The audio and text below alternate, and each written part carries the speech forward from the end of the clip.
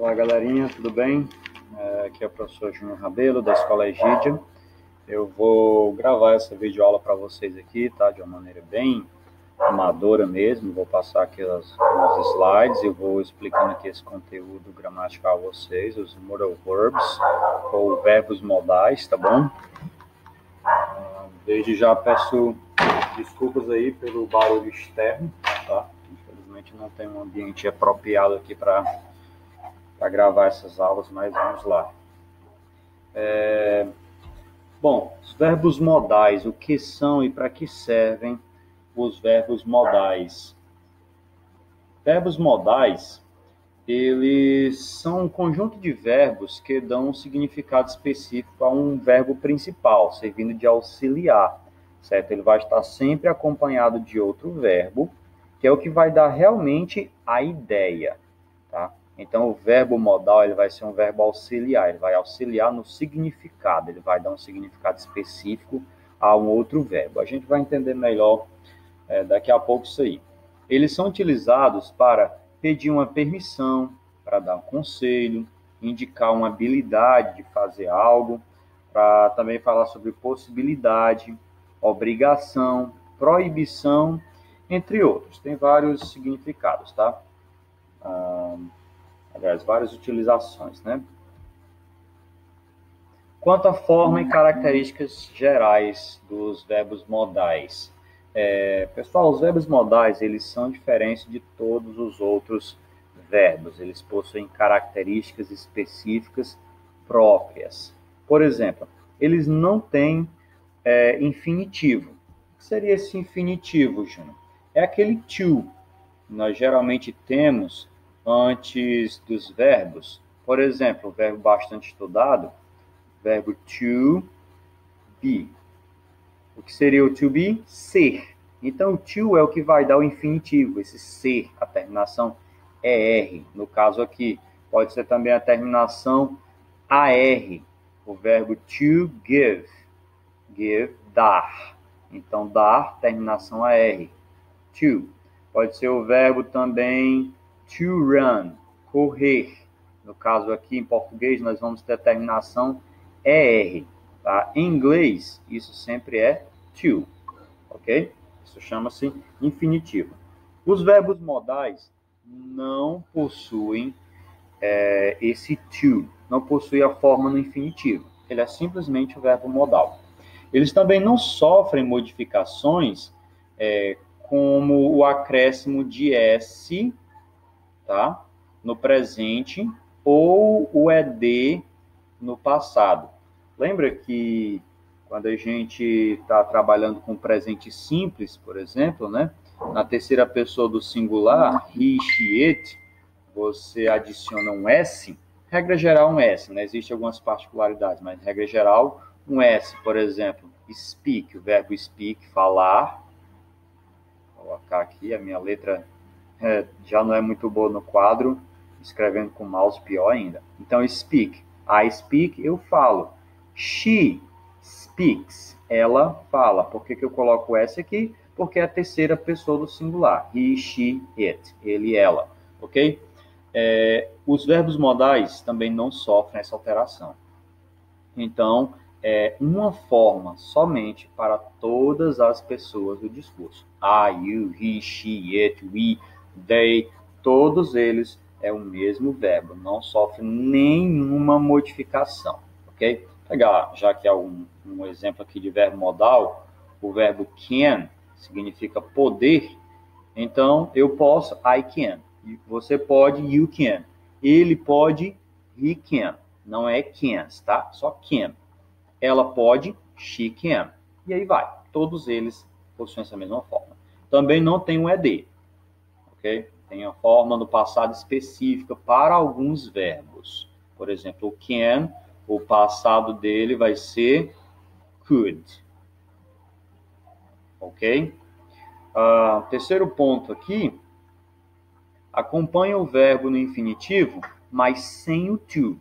O verbo também que vem a seguir, quando a gente está traduzindo para o português, a gente vai traduzir ele no infinitivo. Por exemplo, eu posso nadar. Nadar está no infinitivo, então deveria ser, né? to swim, mas não recebe o to, ok? Então seria apenas can swim, tá? Claro que aqui colocaria o sujeito, né? Eu, você, tanto faz. I can swim. Então, você não coloca o to aqui no meio, tá? Porque ele não aceita o to antes do verbo no infinitivo. O verbo principal, no caso aqui o verbo principal seria nadar, que é o que dá a ideia principal. O que é mais importante quando eu digo I can swim? Eu posso ou nadar. O mais importante é nadar, é a ideia mesmo que eu quero dar, ok? Próximo aqui. Vamos começar aqui agora, falar sobre alguns desses verbos modais. O primeiro deles é o verbo should. Ele pode ser traduzido por dever no nosso português. Geralmente ele é traduzido por dever. Tá? E aí vem as conjugações, né? Eu devo, você deve, e aí vai. Indica conselho ou uma recomendação. Isso aí é aonde você usa. Se você quer dar um conselho, você pode usar o should, com a ideia de dever, ou uma recomendação, do mesmo jeito. Exemplos aqui, ó. Tá apontador. Everybody says I should find my passion and follow it. O que está dizendo aqui? Olha, todo mundo diz que eu devo ou eu deveria, tanto faz a tradução aqui no caso, encontrar a minha paixão e segui-la, seguir a minha paixão, certo? Então, o should aqui está sendo usado o quê? Para dar um conselho ou uma recomendação, certo? E eu posso traduzir ele, no caso aqui, como dever. Eu devo, eu deveria, tá bom? Não vai importar muito aqui o que eu uso. No segundo exemplo aqui, you should do more exercise. Você deve, você deveria fazer mais exercícios. Eu estou dando um conselho a você, fazendo uma recomendação, ok? Veja que aqui, ó, nos dois casos, tanto o do como o find, eles estão no infinitivo, na tradução. Encontrar, fazer, mas eles não apresentam o to antes, tá bom? Porque com o verbo modal não é necessário. Vamos passar aqui para o próximo. Agora vamos para esses dois verbos aqui que vão dar a mesma tradução, a mesma ideia, certo? São usados nas mesmas situações, regra geral, tá? É o must e o have to. Eles podem ser traduzidos por dever, ok? E indicam a obrigatoriedade, necessidade, dedução, em algumas situações, o must, tá? E ainda proibição também, o must na negativa. Eu vou falar sobre esse caso específico, né?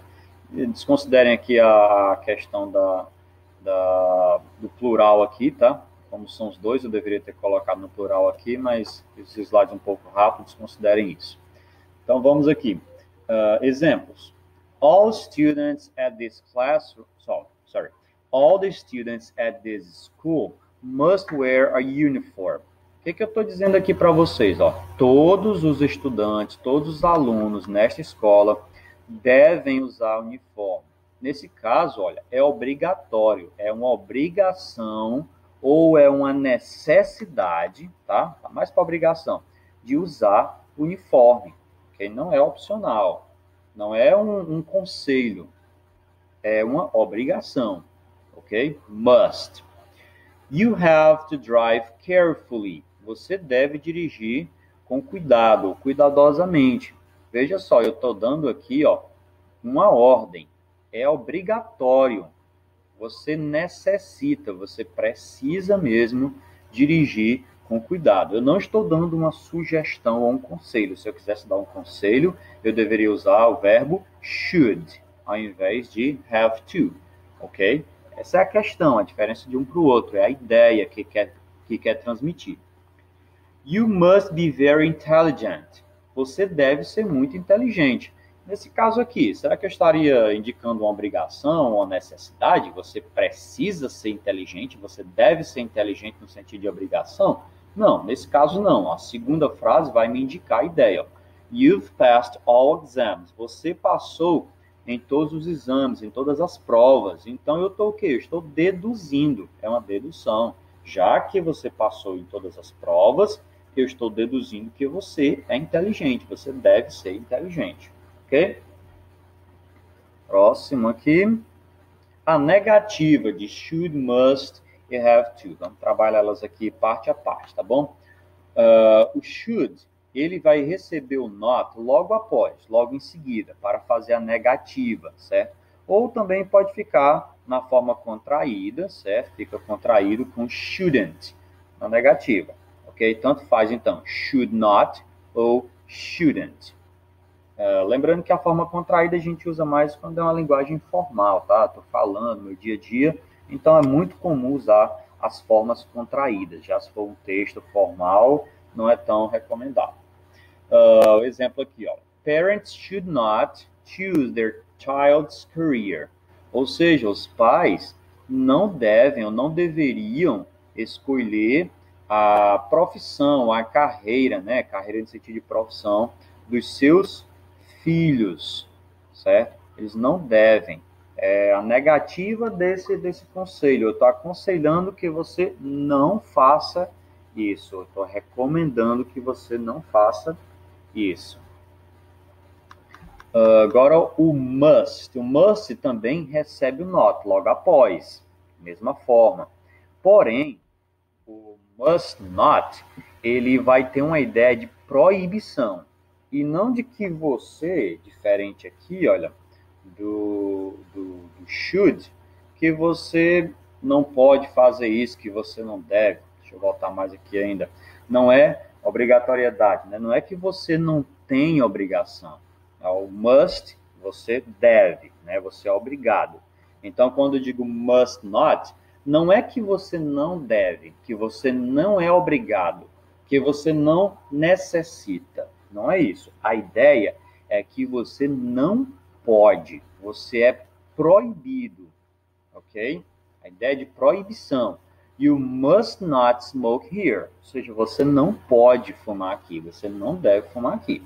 E aí talvez venha a pergunta, Júnior, se eu quiser dizer que você não deve no sentido de necessidade, você não precisa. Aí você vai utilizar o have to, ok? É o que vem logo em seguida. Lembra que eles têm a mesma ideia, tá bom?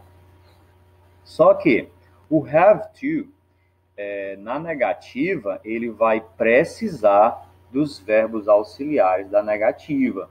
Quais seriam esses? Você pode utilizar o don't, tá? No presente, o don't e o doesn't no presente, né? O doesn't, lembra que você usa na terceira pessoa do singular. Se você não domina bem isso aí, você vai ter que ver o presente simples ou simple present no inglês, tá bom?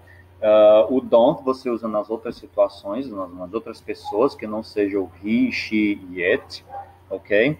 O didn't seria o auxiliar da negativa, tá bom? Então, você não tinha, você não precisava.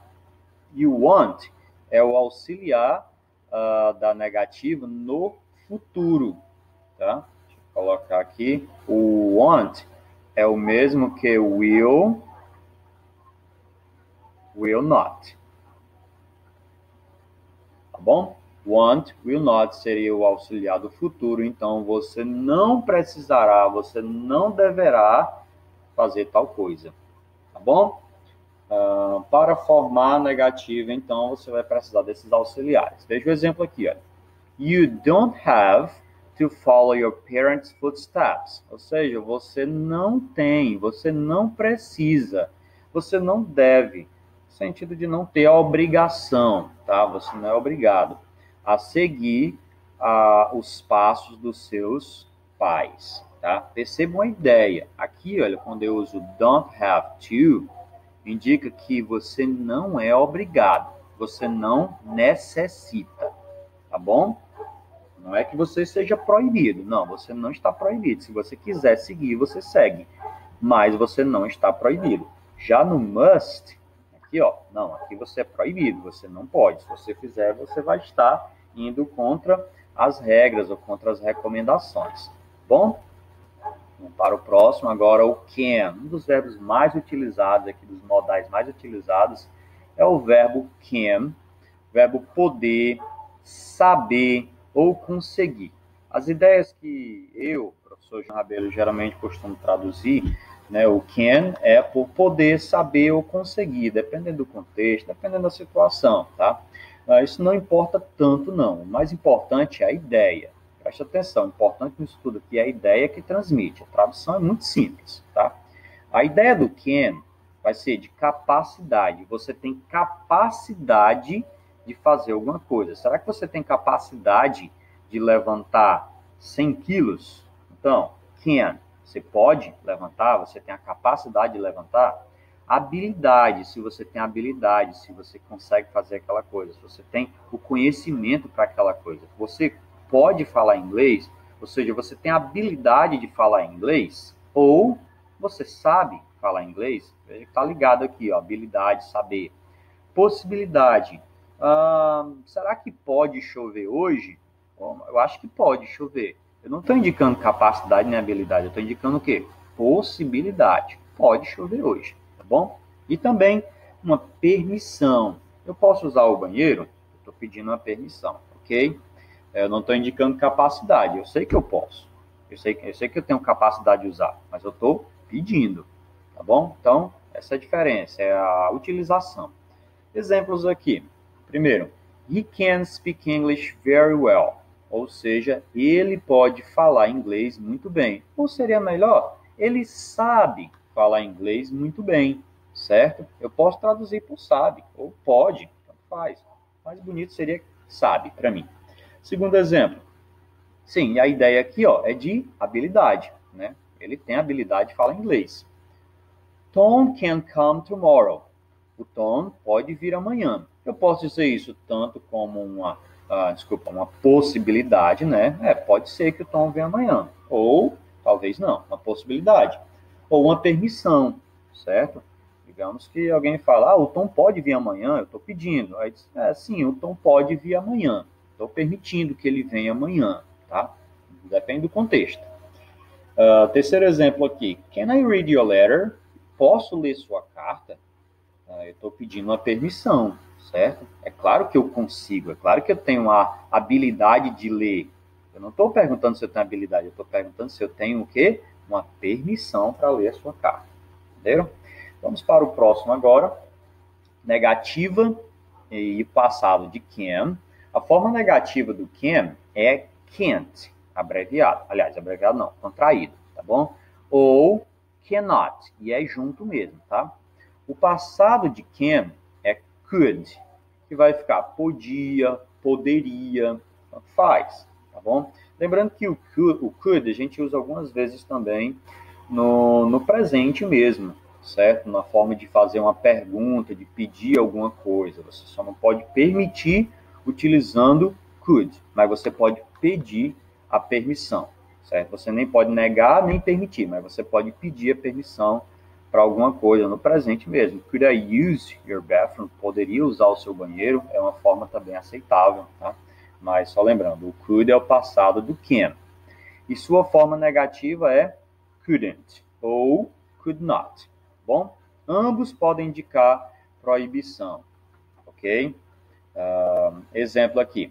I can't go with you now. Ou seja, eu não posso ir com você ou vocês agora. Pode ser que eu não tenha condições, eu não tenha, digamos assim, a capacidade agora, sei lá, eu estou sem carro agora, então não posso. Ou pode ser também que eu não tenha permissão, minha mãe não me permitiu ir agora com vocês, posso ir só depois. Depende do contexto, tá?